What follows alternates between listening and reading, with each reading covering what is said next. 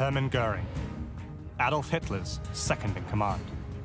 Born into a distinguished family, he was charming, flamboyant, and a ruthless manipulator.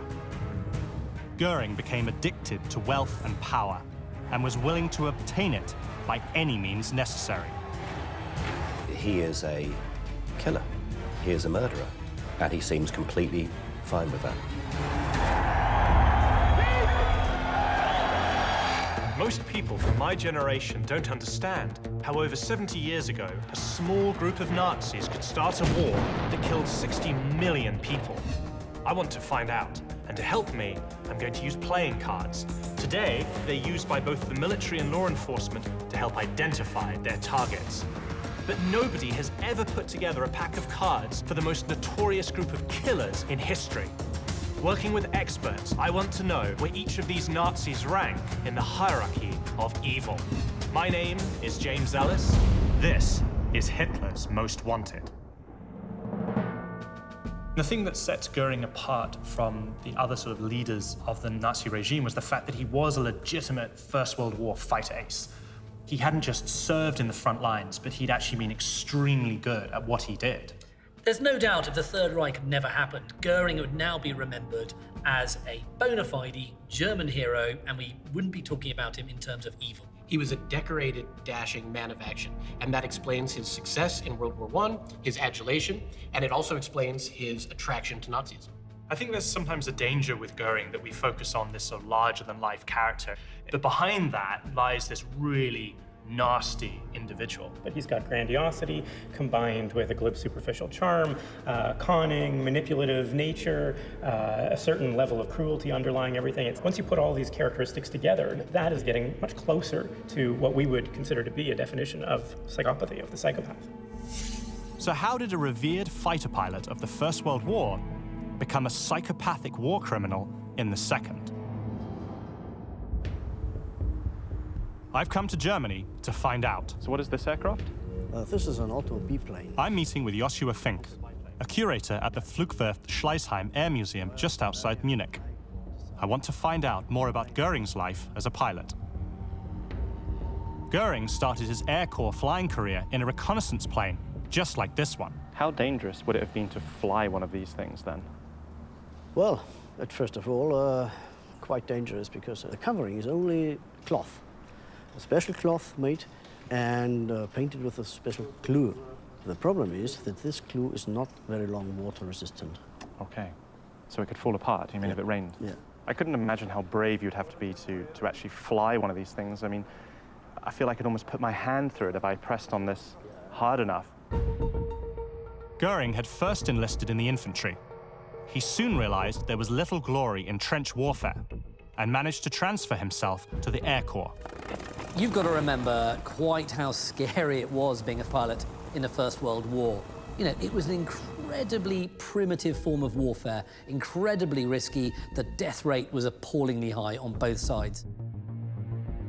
The planes were so hard to fly that more pilots died during training than in combat. But combat itself was extremely dangerous.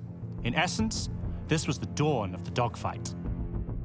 If this was in a combat situation, you'd have people shooting at you, and I could see how easily that would be for this thing to come crashing to the ground if it was hit by anything. It has been their duty to fly and to go into combat. And on the other hand, I think that they have been brave and a little bit crazy. You know? Yeah. Yeah, I definitely could not have done that. No. Flying reconnaissance was very high risk, but it didn't provide the honor and adoration Göring craved. He wanted to be seen as heroic, and distinguishing himself militarily would be, he thought, a way to garner that honor and that level of distinction. The way to gain distinction was by killing the enemy, so Göring transferred to a fighter squadron. Even a severe hip wound didn't keep him out of action for long. War suits some people, and Göring is one of those people who feels very at home on the battlefield, or, you know, on the battlefield in the sky. He loves showing off, he loves being brave. You know, I think he really enjoys war. That's just part of his personality type. What I'm looking for is an aircraft that Göring flew at the end of the war, and I understand you have one here. It's just around here at the corner. It's a Fokker D7. Ah, this guy. Yep. Near the end of World War I, aviation technology had advanced by leaps and bounds. So this is Top Gun 1918. Yeah, something like this. Wow. Wow, how technology's changed. The Fokker D7 was the most advanced plane of its day, far superior to what the Allies had. But pilots still had to be superb multitaskers. You was moving, and you had to shoot at a moving target in the air, doing a lot of other stuff. Yeah. Because you're not only shooting in the air, you also have to handle your gas, your flaps, your wings, everything. You're being shot at by other people, and then you've got to get within meters of a target with this aircraft to then have a chance of shooting someone down. Yeah, that's it. This is crazy enough for everyone. It's crazy, but it's incredibly impressive. First World War pilots were known as Knights of the Sky, and for good reason. They were incredibly brave, and they also had this chivalric code that respected each other. But also, they valorized and glamorized themselves. The fact that Göring managed to shoot down 22 enemy aircraft with this type of aircraft and earlier technology, that really tells me that he must have been a legitimate war hero. If you want to call him hero or whatever, he has been an absolutely skilled pilot. Göring's skill and daring was officially recognized. He became one of Germany's most decorated military men. But the medal he's proudest of and always wears around his neck is pour le mérite, for merit. It's the highest German honor you can be awarded. And anybody who's got that medal is kind of like a celebrity, a rock star, film star of their day. You know, it shows utmost bravery.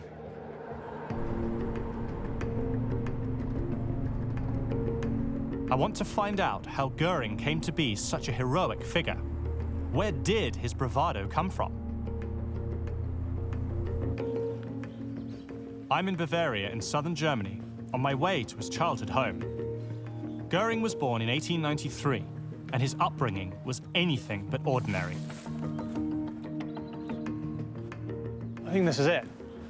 Oh, check this place out.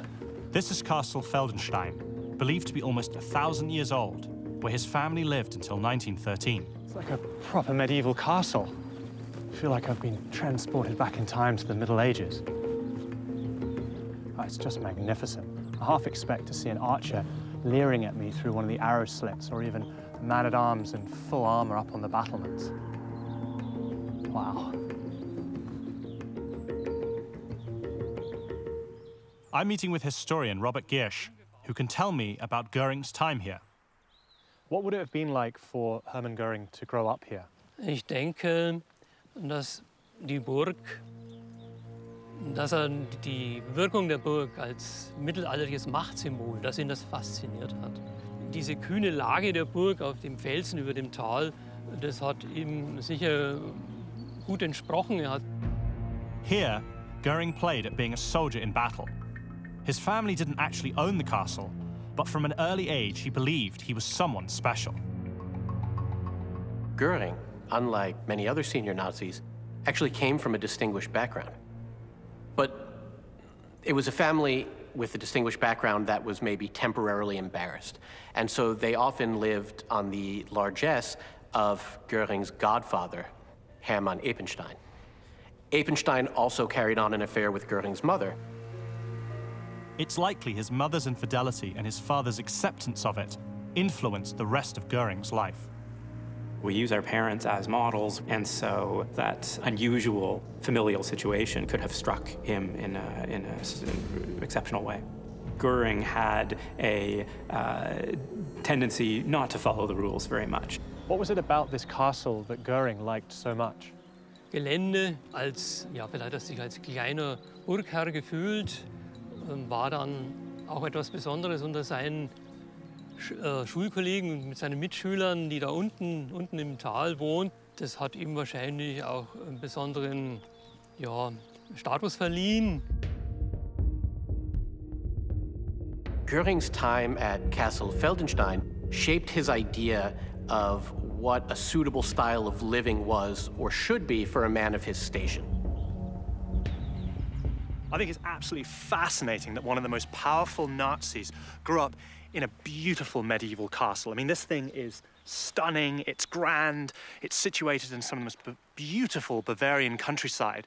I think being here and just seeing this thing, really, to me, it speaks volumes about Göring the man.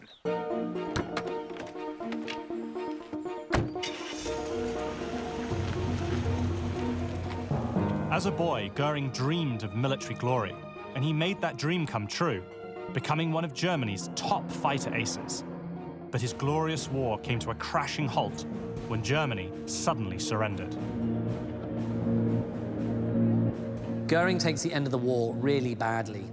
Not only, is his favorite pastime, battle, now over, but also he, like so many other German men of his generation, regards Germany as having been stabbed in the back. He regards, the defeat as utterly unnecessary, and in fact, it's people on the home front that are responsible for the defeat and not the Allies. Göring deeply resented the terms the victorious Allies imposed on Germany. He was looking for radical solutions, and he soon found them.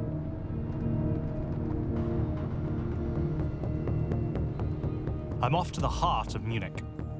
It's where Göring met Hitler and began his meteoric rise to the top of the Nazi regime. The relationship between these two supremely powerful men was one of the most destructive the world has ever known. People were dying, and fascists as well as communists were marching with guns. Hermann Göring was a war hero and a war criminal. I'm on a mission to find out where Göring ranks in the Nazi hierarchy of evil. I've come to Munich, where his relationship with Adolf Hitler began. Wow, it really is beautiful. Like the space it offers in the middle of the city.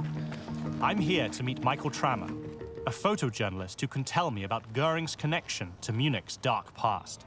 He's brought me to Königsplatz, the scene of fascist protests in the 1920s. Why were far-right groups protesting here specifically? This place was used for far-right rallies due to its size. They understood themselves as fighting force against leftists.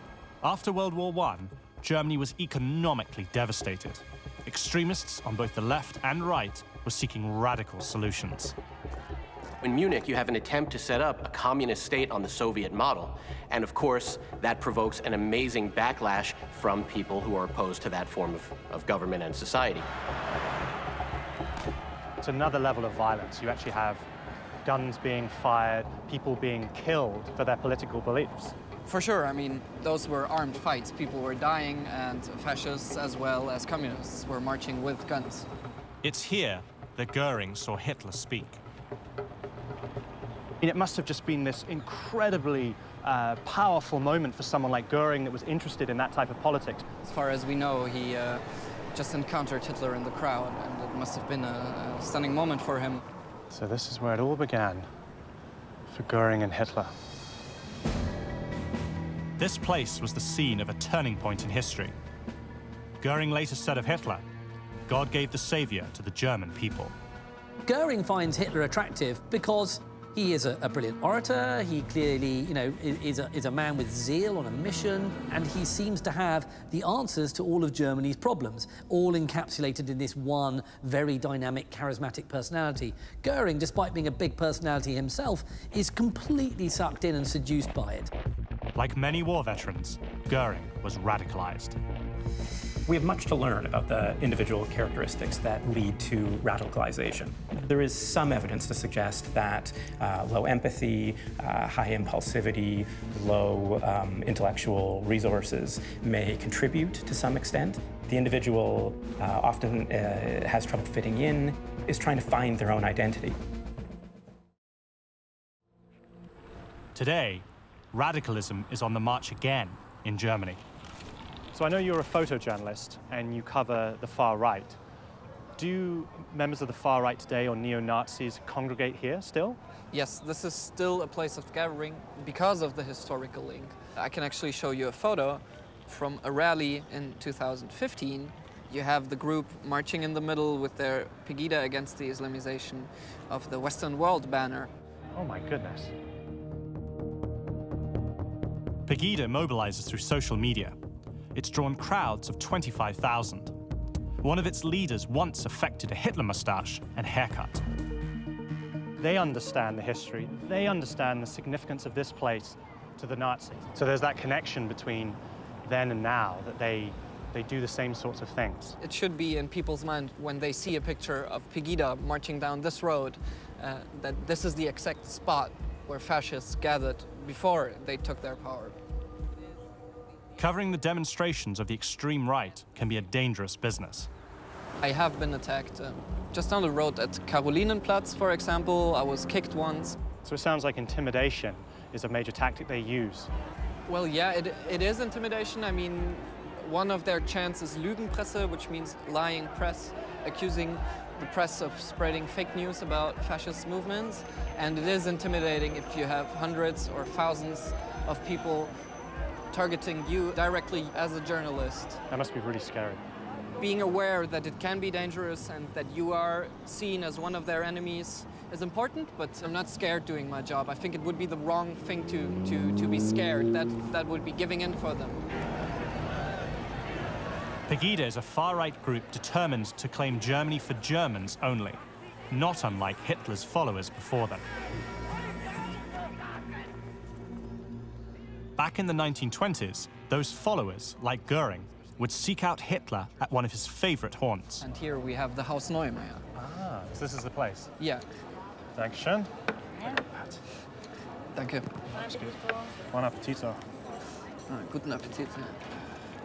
We're eating pizza and sitting here talking just a few meters away from the place where Hitler and Göring met for the first time. It's really surreal for me to be at the place where quite possibly one of the most destructive partnerships in history started, and now it's this modest pizzeria. After getting to know Hitler, Göring committed himself to the Nazi cause, and Hitler immediately took him in to his inner circle. Göring was important to Hitler in the early days of the Nazi movement because there were certain members of the aristocratic and conservative establishment in Germany who had a lot of disdain for Nazism, but they saw Göring as a Nazi that they could respect and that they could work with. In the battleground that was Munich in the 1920s, the Nazis relied on an organization called the SA. The SA was the Sturmabteilung, or the Storm Division. And this was the paramilitary organization of the Nazi Party. Göring's first assignment from Hitler was to instill military discipline in this gang of thugs. In 1923, he and Hitler, backed by the newly trained SA, tried to take over the Bavarian government in what became known as the Beer Hall Putsch. It degenerates into a fiasco. There's no real proper command and control. People don't really know who's leading it. And it's Göring who really, kinds to rouse these people to keep going forward. He is a real leader of men at this stage, and he's proving himself to be very good at it. I've come to the place where Hitler and Göring's attempted coup met its violent end. So this is the Feldenhalle. Yeah, this is the Feldherrnhalle, Field Marshal's Hall at Munich Odeonsplatz. So what happened here then? Well, in 1923, Hitler and 2,000 men marched towards the War Ministry that is down the road. Right. And they were crushed and stopped by Munich police. There was a shootout. 15 of the Nazis were killed. Göring was wounded here with a shot in the leg, and he was carried away by comrades to get him out of battle. And Hitler, after that, was convicted to jail. Sustaining an injury for the cause put Göring very high in Hitler's esteem. But after the failure of the coup, Göring fled to Sweden. He'd been given morphine for the pain from his wounds and became addicted. In addition to his morphine addiction, there are questions about Göring's mental state in those years. He was committed to a Swedish institution, he said, as for treatment for his morphine addiction, but it's possible that he was there for mental health reasons. Göring was so violent he had to be confined in a straitjacket. But he managed to kick his addiction, temporarily. Hermann Göring was in exile for 4 years. When he finally returned, he inaugurated the Nazi reign of terror. It began in Berlin, and that's where I'm headed. Here they tortured political opponents. It still causes me shivers. In the 1930s, Hermann Göring was a rising star in the Nazi Party. I've come to Berlin on my mission to find out where he ranks in their hierarchy of evil. So where are you taking me? So James, we are now looking at the foundation of the headquarters of the Gestapo. I'm meeting with historian Stephanie Fischer to find out how Göring used the feared secret police, the Gestapo, to climb to the peak of power. Well, this part of the building was used as a prison for the Gestapo during the Nazi years. I know that Göring established the Gestapo in 1933. What exactly was it, and why did he create it? Well, the Gestapo became an important tool for the Nazis to destroy its political opponents. They used violence against anybody they felt were their enemies. And the people who were in this prison, they experienced tremendous violence. Yeah.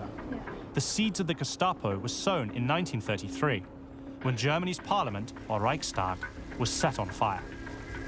Göring was absolutely thrilled the night the Reichstag burned down. Even when it was happening, he turned up, watched the flames, and he knew that this was representing a massive open door for Hitler to, walk through and to take fundamental, total power. He loved it. Just 2 months after the Reichstag fire, Göring created the Gestapo. The Gestapo was trying to rout out anybody who was perceived to be an enemy of Nazism, who represented a threat to the Third Reich. It was a police force that was there to make sure that people, behaved as the Nazis wanted them to behave.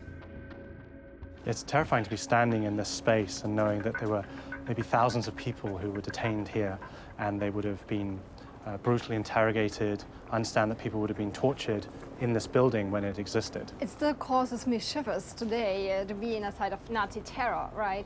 And it just makes me aware of the fact that we should not take democracy for granted. Part of why the Gestapo was established, it was one of the important tools for the Nazis to destroy its own democracy. Göring was said to have told his Gestapo, "Shoot first and inquire afterwards. And if you make mistakes, I will protect you."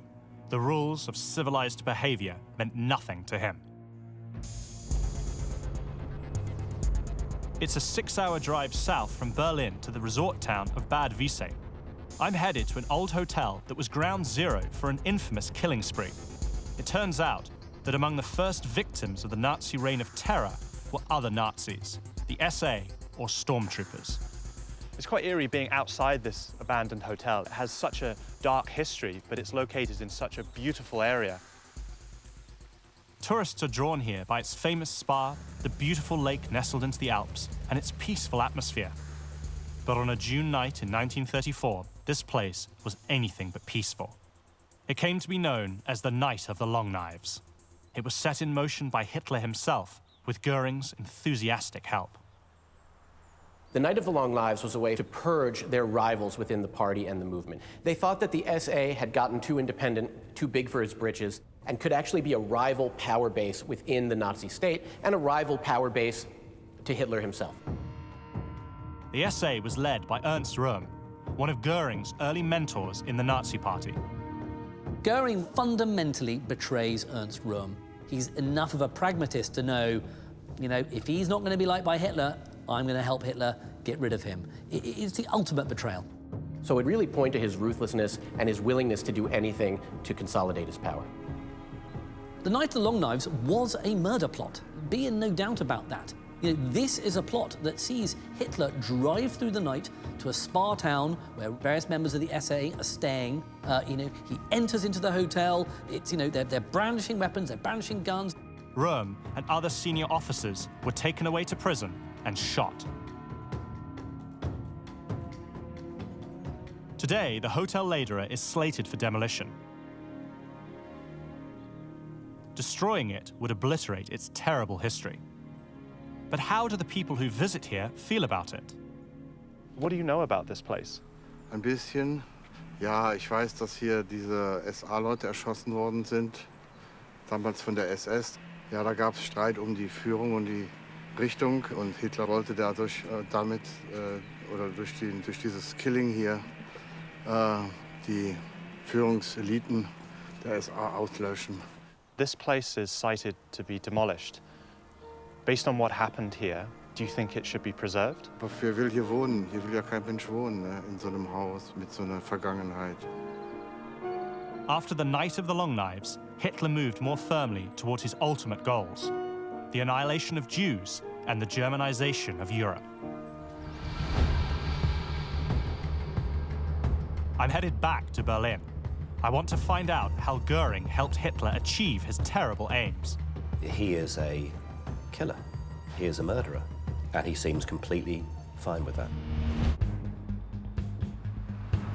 I'm in Berlin on my mission to find out where Hermann Göring stands in the Nazi hierarchy of evil.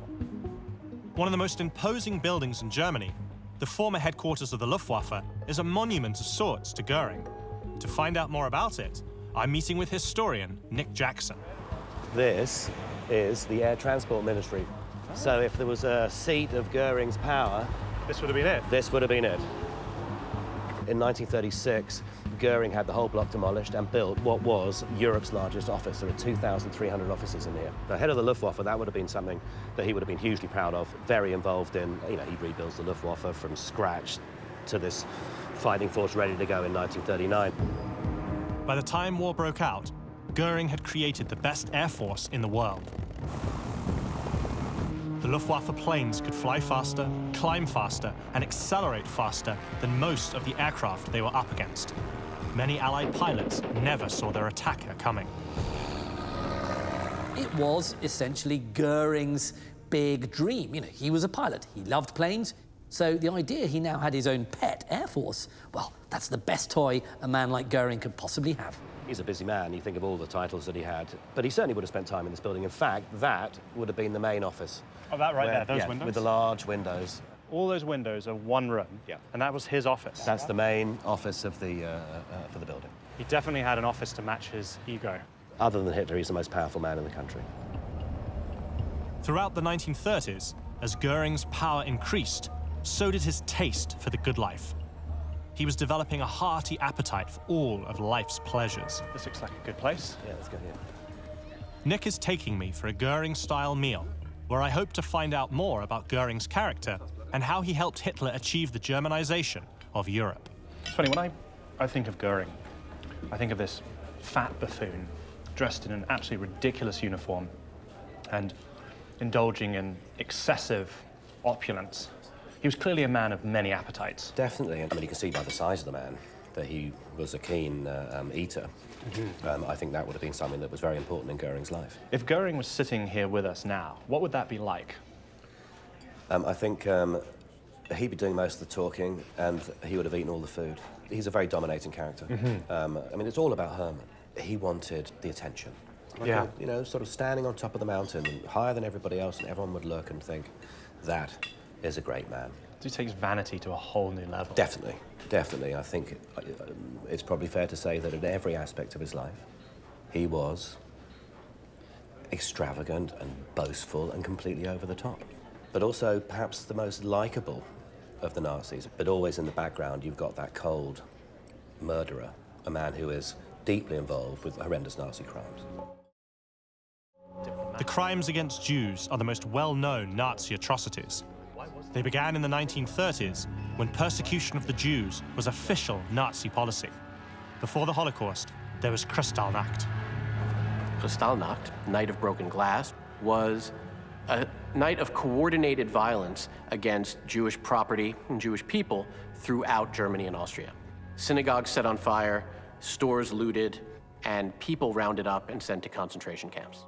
Göring, with his boundless greed, did not actually approve of the destruction of property. In fact, with Kristallnacht, he would have preferred killing more Jews, but preserving some of the valuable items and objects and buildings.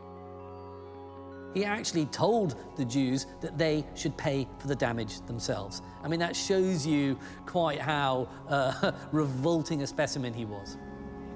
Kristallnacht was only the beginning.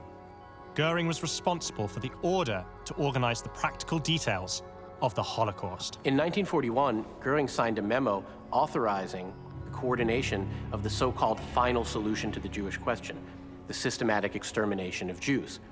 Göring's memo authorizing the coordination of mass extermination is a huge step of the development of Nazi policy from persecution to genocide. The Holocaust has many fathers, but Göring is one of the most significant of all these figures. What's so sort of especially hateful about Göring is that he's not a kind of virulent anti-Semite at heart. He's carrying out anti-Semitic policies in order to advance his own political career. The fact that he would be willing to be a part of these atrocities simply for personal gain is truly terrifying. I feel you could be almost disarmed by Göring's eccentricity, that he's this larger-than-life character. He's involved in all these ridiculous excesses, but he was an evil man. He is a killer.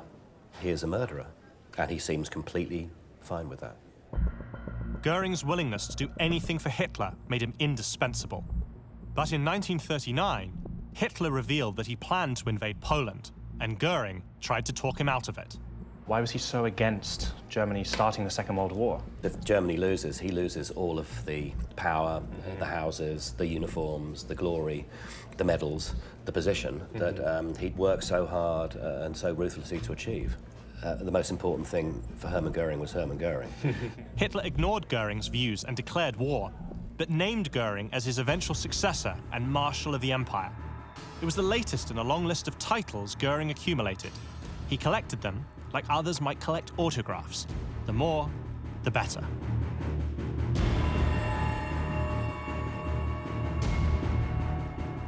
Göring was at the height of his powers, but could he keep his lofty position? That's what I want to find out next.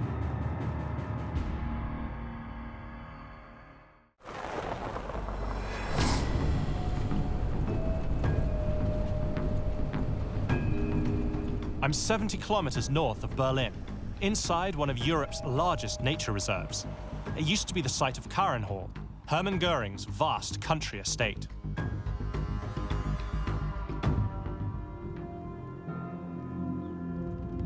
What's this? This here? What's a stone? You found a lot of this. So this is an original piece of the building? It's original. So what is this? Do you know? Like from the wall. house? It's part of the wall? It's a wall, yeah. Wow. I'm meeting with Volker Knopf, historian and an authority on Carinhall. He can tell me how important this place was to Göring during World War II. That was Carinhall here. Uh-huh. Around here was a guardhouse, Uh-huh. and the same on this side. And here where the trees are, if you look on the trees, then you see the walls of the house. So the main building was right here? Ja, soweit das Auge reicht. So it's been completely engulfed Sehr groß. by the forest. Ja, aber damals war hier ein Park, ein großer Park, keine Bäume oder nur wenige Bäume. There's little evidence any buildings were ever here. Just a few tunnels remain. Alle Häuser waren verbunden durch solche Gänge. So this was a passage between two buildings to move supplies. Ja, ja. Und in dieses Loch kann ich gefahrlos mit Ihnen runtergehen. Es wird... You can step in that. Me, I know it. For you. Oh, wow, look at that. There's no way I'm going in there. Carinhall, named after Göring's deceased wife Karin, began as a simple hunting lodge.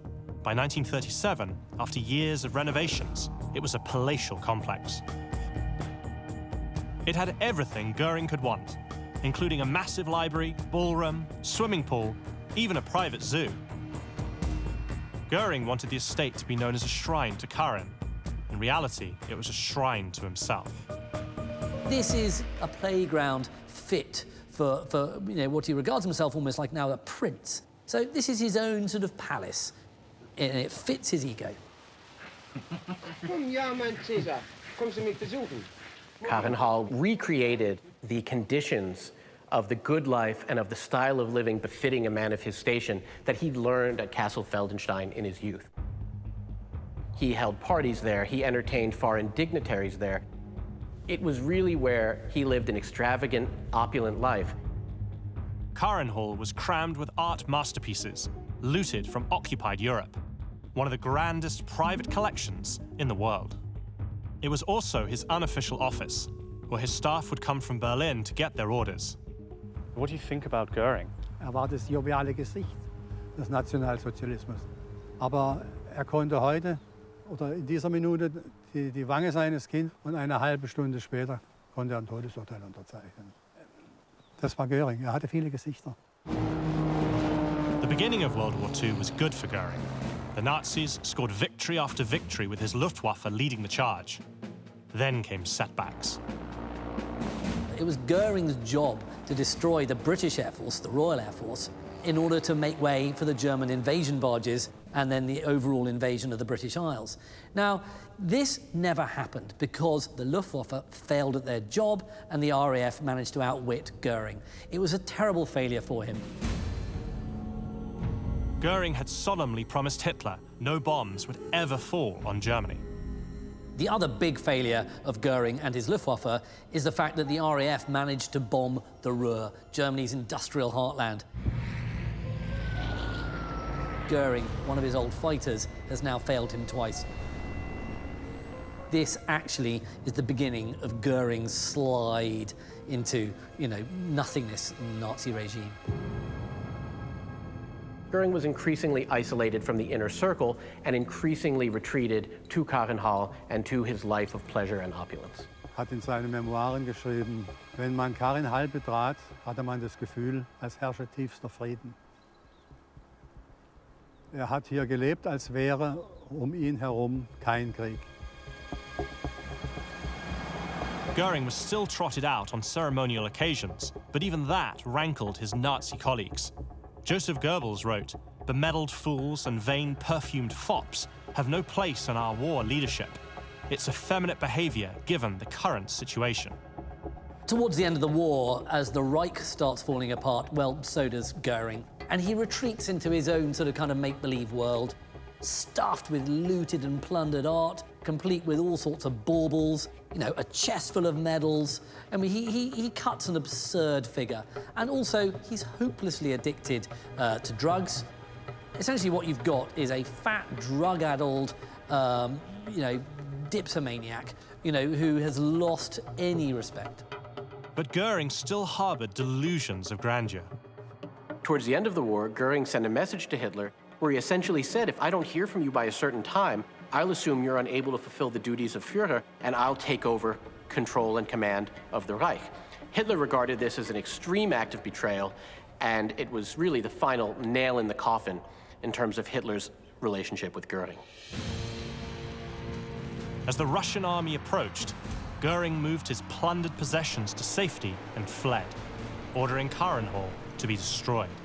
Göring resigned to the Americans and expected to be treated as the representative of a defeated power.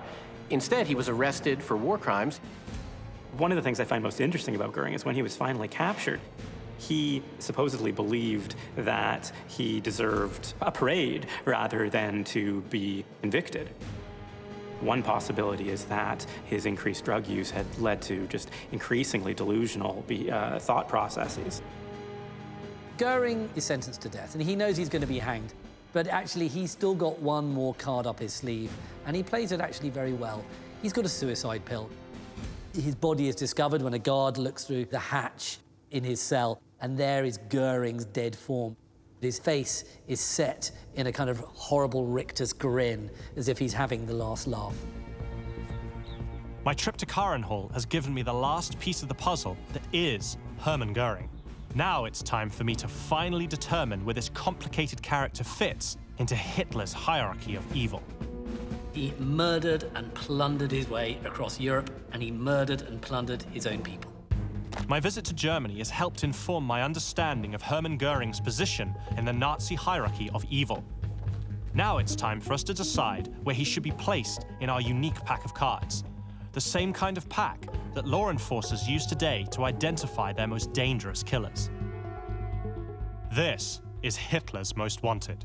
Guy, what's your impression of Göring as a person? Frankly, I find it a little hard not to be seduced by him. I think he has an enormous amount of charm. And that's what makes that personality so dangerous, is the fact that he can charm you, he can trick you, he can pull one over on you, and he can send you to a concentration camp. Göring used charm to mask his brutality. He saw himself as a dashing man of action and a subtle diplomat who could turn every situation to his advantage. One location to me that really exemplified his personality was Carinhall, which at the time was this incredibly opulent pleasure palace. Anthony, why was Göring so obsessed with opulence? Göring had a very particular idea of appropriate living for a man of his station. The idea was formed in his youth, living at Castle Feldenstein, and he tried to realize it in Carinhall. I think that's absolutely right. He was a big personality, and he had very, very greedy tastes. You know, he liked his food, he liked his drink, he liked his morphine, and he liked his works of art. In many ways, he was like this big monster that just needed to suck in as much stuff as he could, and it never ended. What was his motivation? I think, in absolutely succinct terms, he was a thief. When he got a chance to aggrandize himself and enrich himself, he took it.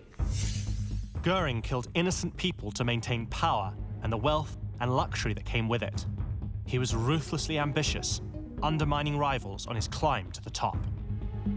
I think there's sometimes a danger with Göring that we focus on this sort of larger-than-life character, but behind that lies this really nasty individual. Immediately after Kristallnacht, Göring sets to work coming up with ordinances to dispossess Jews, strip them of money and of assets. So we really see that nasty scheming in the service of Nazi anti-Semitism right in that example. For Göring, anti-Semitism was a practicality. He wasn't actually, I don't think, a convinced anti-Semite. To some extent, that makes you wonder, makes me wonder, why is he doing the things he's doing? He's doing them for personal gain. He really is using the atrocities as a tool. To some extent, that, to me, suggests a greater evil. So what I'd like to do now is figure out where Göring ranks in the Nazi hierarchy of evil. So Matt, if you want to go first. Well, I think psychologically he's up there. I give him a 4. Anthony? He was central to the early rise of the Nazi Party. He was central to remilitarization. He was central to the early successes in the war. Add to all of that his direct responsibility for the so-called final solution, and we have to rank him at number 4. Guy? I'll put him at 4 as well, because he murdered and plundered his way across Europe, and he murdered and plundered his own people. So you guys have a unanimous consensus, and based on my experience exploring his story in Germany and our discussion here, I'm going to agree. He is number 4. He is the ace of clubs. Fourth in the Nazi hierarchy of evil, Hermann Göring had a hand in almost all of that regime's crimes.